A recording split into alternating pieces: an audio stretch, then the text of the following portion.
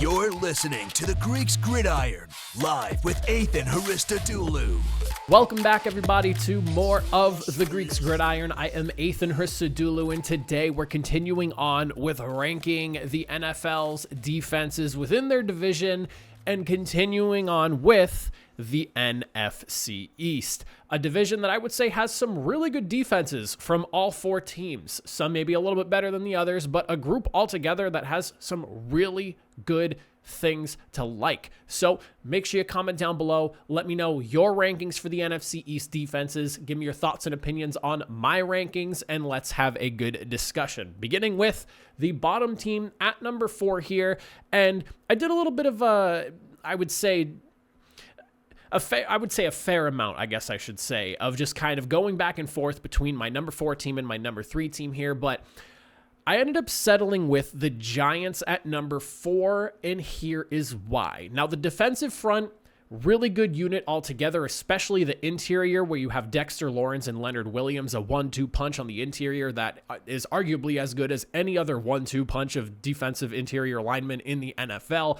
But then a little bit of questions start to go as far as like the edges are concerned. You have Kayvon Thibodeaux, who needs to basically just figure out how to finish this season. He had 45 pressures last season, but only 4 sacks altogether. He was good against the run and setting the edges, but he really needs to not only get those pressures, but finish things off and get to the quarterback. I want to see him, especially considering where his draft position was, I want to see him pushing 8, 9, 10 sacks. I want him to be that legitimate threat that the Giants drafted him to be. And then you have Azeez Ojulari, who only played in 7 games last season, and he had 6 sacks. That's 2 more than what Kayvon Thibodeaux had last season. So I'm not too worried about what exactly they're going to do. It's just more a matter of I want to see the production this year, especially from both of those guys. I think Azeez Ojulari and Kayvon Thibodeaux, both 2 very talented guys on the edge.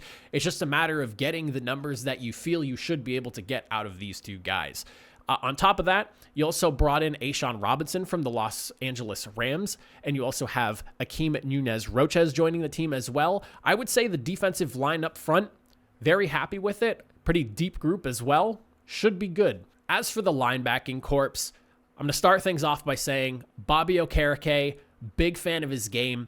Hate that Indianapolis couldn't keep him, so it was sad to see him go, but I'm excited to see what he can do as essentially the guy at linebacker in New York. I expect a lot of good things from him, and for you New York Giants fans, I think you're really going to enjoy having Okereke on your roster.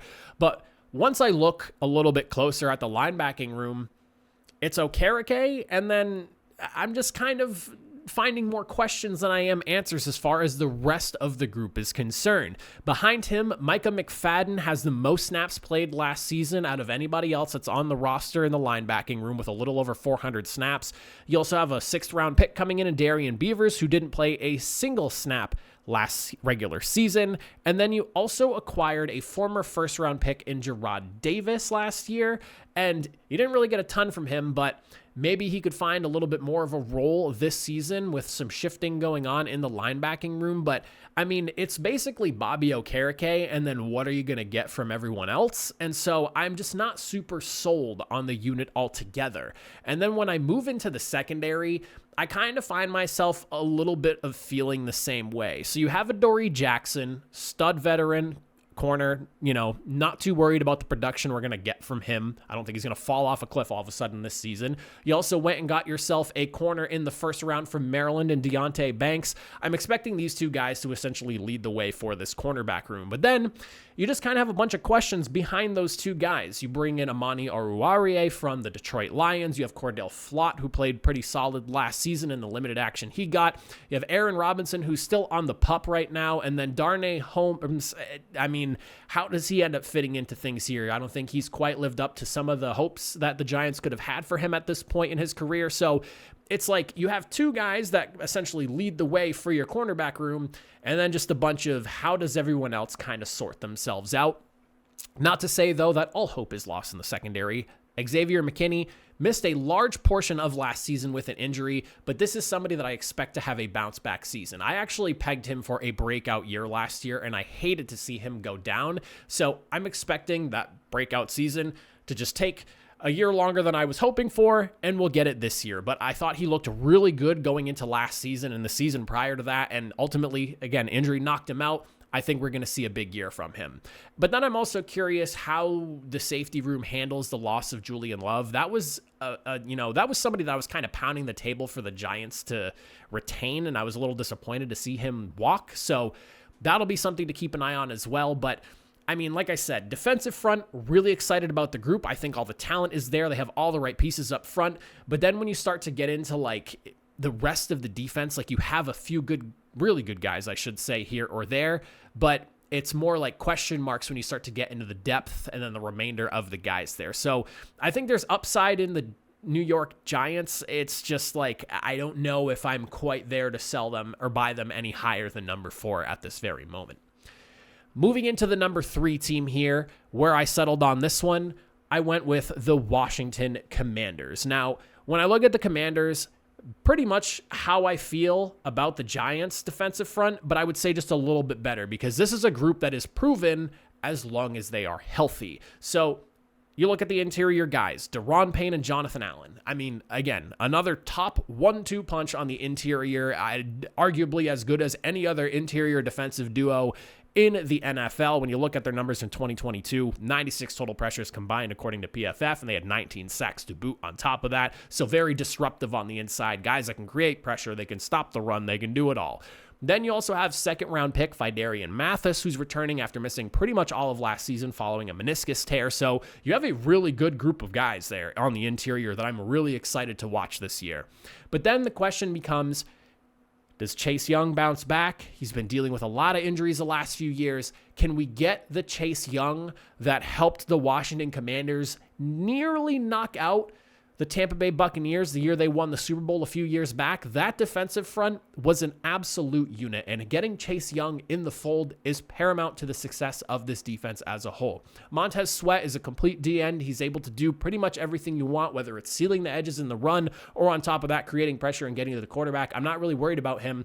I'm just worried about the side opposite of him. Can Chase Young stay healthy and be the guy that he was drafted to be and prove the people that are doubting and writing him off now at this stage in his career because of all these injuries? If he can do that, this defensive line, I have no worries about them. They have all the talent and ability in the world. It's just a matter of health. Can everyone stay healthy so we can get this group of really good guys on the field together, wreaking havoc on offensive lines? When you get into the linebacking corps, though, this is where I kind of start questioning some things, and this is a theme between the first two teams here. You have Cole Holcomb, who ended up departing in free agency. You essentially replace him with Cody Barton from Seattle. And Cody Barton, if you're not really sure of him, 136 tackles last year. PFF credited him for 47 defensive stops as well. A really good linebacker, and that's where I'll put him there. Then you have Jamin Davis. Can he step up and be the guy that the Washington Commanders drafted him to be? Again, more questions than you do answers, and you're just kind of waiting to see how things shake out.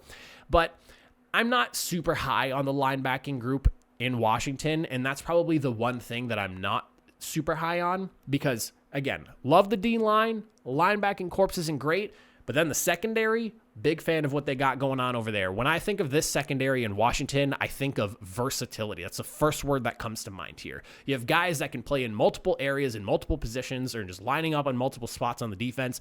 They can do it all, and I really, really like this group here, and I think they have some really good potential upside. Kendall Fuller obviously leads the way, and you went and spent a first-round draft pick on Mississippi State cornerback Emmanuel Forbes. Those are your 1 and 2 corners, and they're going to be the guys that I think sit on the outside and do the majority of the work out there. When you start to move more to the interior of the secondary, though, you have Benjamin St. Juste, who was solid last season. I think he did a good job, and it sounds like he could be slated to fill the slot role there. I just don't really think you stick Emmanuel Forbes on the inside. So I'm thinking Emmanuel Forbes, Kendall Fuller on the outside, you got St. Juste on the inside, and then you have second-round pick from Illinois, Jartavius Martin, who could potentially even push for that slot role as well. He was a guy who was an excellent tackler. He plays outside and inside while he was in college. So you have some really good depth in the cornerback room, really good guys there. And then the safety room, I would argue, same thing here. Really deep, very versatile, and just what is there not to like? You have Cameron Curl, who I would argue is one of the most underrated safeties in the NFL right now. Not a name that you hear a lot of people talk about. But again, a guy who can play everywhere, whether it's in the box, in the slot. I mean, he can line up literally wherever you need him to do. Over the top, he does it, and he does it well. He can tackle, he can cover, all those things. And PFF even graded him as the second best safety in the NFL last season. Again, a guy that I don't think gets quite the love he deserves, and I'm excited to see him continue to progress because I think he's going to make some more noise this year and start to garner some more respect around the league. You pair him with Derek Forrest, and then you also have Joshua Kalu, who is another guy that you bring in from Tennessee who does the same thing. He can literally line up anywhere, and he does a really good job at pretty much everything. I wouldn't say he's excellent at anything, but he is a very good guy who can fill in pretty much any role that you need him to do, whether it's in the box, in the slot, up over the top on the defense. Like another do-it-all Swiss Army knife kind of safety. You have three really good safeties in Washington to help round out what I would say is a very strong secondary in the NFC East. So I like the Commanders at 3. Their biggest hole and my biggest question of concern, though, is that linebacker room.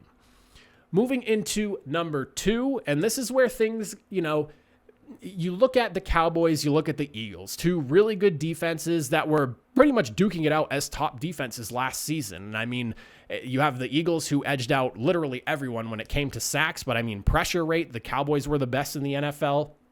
Eagles are right behind them at number 2. Secondaries are really good on both teams. Big addition by the Cowboys getting Stephon Gilmore. How am I sitting here deciding which defense to rank 2 and which defense to rank number 1? Well, I really felt like it just boiled down. It's close between these 2 defenses here, but I think it boils down ultimately to talent and then also the rookies that were brought in by Philadelphia. And with that in mind, I'm going to go with the Cowboys at number 2. This is, again, a really tough one for me to decide on. I don't really have tons of question marks for either of these defenses here, but the amount of talent that Philadelphia brought in is kind of what helped me tip the scale in their favor. But I mean, when I look at Dallas and just what they have, I mean, one of the most talented defensive rosters in the NFL right now. You have DeMarcus Lawrence on the defensive line. They go and bring in rookie Maisie Smith from Michigan, who should slot in very well at the nose tackle position for them. Osa Odigizua has solidified himself as a guy on that D-line as well, being able to bring pressure and stop the run. I think there's a really good group of guys there. You also have Sam Williams, who's going to be basically, he plays in relief kind of, and then for basically both Micah Parsons, who plays that like Leo position, and then you also have DeMarcus Lawrence on the edge there on the opposite side. So you have Sam Williams, who is a talented player. Didn't see a ton of opportunity, but I would like to see more production from him and get more opportunity this season in his second year. He had 4 sacks and 22 pressures last season, according to PFF. So I would like to see him get an increased role, especially because DeMarcus Lawrence is 30 now. I'm not going to sit here and act like he's aging out by any means. We've seen some guys play well into their 30s on the defensive line. But at this point, you bring in Sam Williams for a reason, because there's a lot of money invested in this defense on Dallas and even on the offensive side of the ball. And DeMarcus Lawrence's numbers have been steady, but not quite what they used to be earlier in his career. And with the way Micah Parsons has emerged, it kind of makes DeMarcus Lawrence expendable down the road. So down the road, let me emphasize that. Down the road. Not right now, but down the road. So I would like to start seeing a little more from Sam Williams here. Linebacking corps, really big fan of this group as well. Obviously, Micah Parsons, like I said, he plays that Leo position where he plays the weak side. He could play off the ball. He could play on the strong side if you need him to. You can literally line him up wherever you need. He could play as a defensive end. The guy does everything, and there's not a lot of players in the NFL that can do what he does as effectively as he can. He is a literal defensive player of the year candidate year in and year out at this point, and I don't really expect to see him slowing down.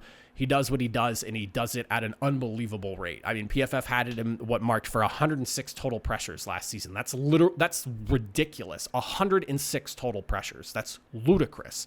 Then you also have Leighton Vander Esch. This was a signing, really big fan of, one that I thought the Cowboys should really retain. One of those people that has dealt with injuries, but when he's on the field is as effective as any linebacker. Big fan of his game. Glad that they kept him around.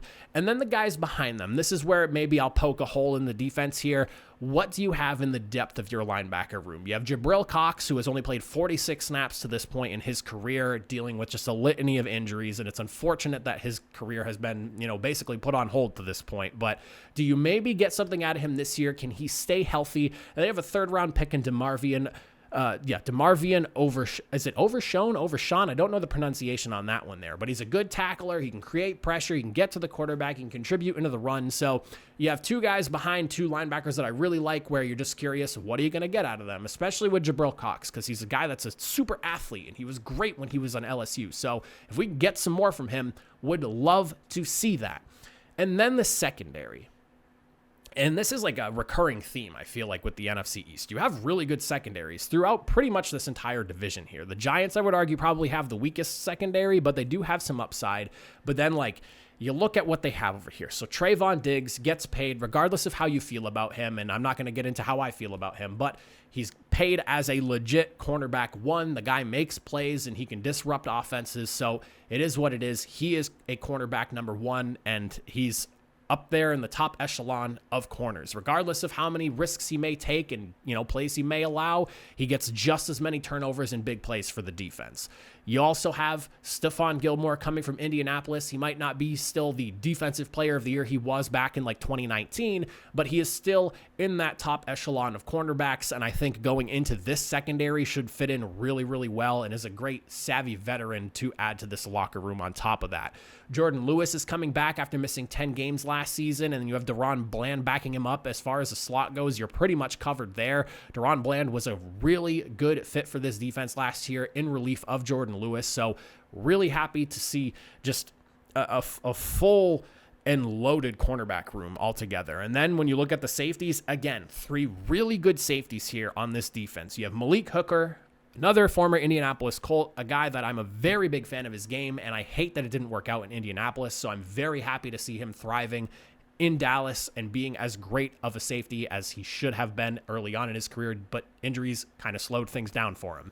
Donovan Wilson, a guy that can play in the box, a guy that can play off if you need him, fit him into the slot, and he can get it done. He had 101 tackles last year. He had 5 sacks on top of it. I mean, what more could you ask for in a safety? He can line up anywhere. And then Jaron Kearse, a guy that was an undrafted free agent, comes in and emerges as the legit number 3 safety for this defense. Secondary is very strong in Dallas. Linebacking room, pretty strong. I would say it's for me, it's you have your guys at the starting positions, and then it's curiosity and questions at in terms of depth, and then a defensive line that I would argue is great and deep. So that's where I look at Dallas. And then when I go into number 1 and I look at the Philadelphia Eagles, here is what basically separates the Eagles for me. It's you have an excellent starting unit, but then you also have excellent depth. And it was unbelievable how good this team was last year. You obviously lose Javon Hargrave, who had, I believe, 11 sacks last season. He was a terror inside. He did a ton for this defense. But it's now time for Jordan Davis, who you drafted in the first round last year, to step in and basically fill that role that Javon Hargrave is going to leave behind. And I've kind of got a good feeling that he's going to do a really good job of that. Maybe not quite the production Hargrave has, because he is further along in his career, far more experienced. But I do think in the long run, Jordan Davis can live up to what we were getting out of Javon Hargrave. Then you look at your addition of first-round pick Jalen Carter. It literally has no pressure to perform because of just how deep the defensive line is over there in Philadelphia, but he's probably going to. Jalen Carter has looked good in the preseason, and I'm really excited to see how his rookie year goes. Then you have veterans like Fletcher Cox and Brandon Graham, who I honestly thought were as good as gone because of just the way money was going to work in Philadelphia, but somehow, some way, they kept them around. You got Josh Sweat, you got Derek Barnett as depth guys behind them. I mean, the defensive line is just stacked to the absolute brim. This team had 70 sacks last year, and with this group of guys, plus what some of your linebackers can do, I don't really see why this team can't cross 50-plus sacks again this year. I don't think they're probably going to hit 70 again. Maybe they do, but, 50-plus sacks seems very realistic for this group, at the very least. Then you look at the linebacking corps. Super exciting, super athletic, guys that can rush the passer, guys that can drop back in coverage. You have Nolan Smith from the first round coming out of Georgia. You have Hassan Reddick, who, another premier pass rusher when you need him to be. Nakobe Dean, he only had 38 snaps in 2022. He's going to get his opportunity now to be probably linebacker number 1 for them with TJ Edwards departing to Chicago. The group is deep. It's talented. I don't really have any complaints. You know what you're getting with this group here. And I think, and again, I can't believe that somehow Philadelphia got both Jalen Carter and Nolan Smith in this draft class here.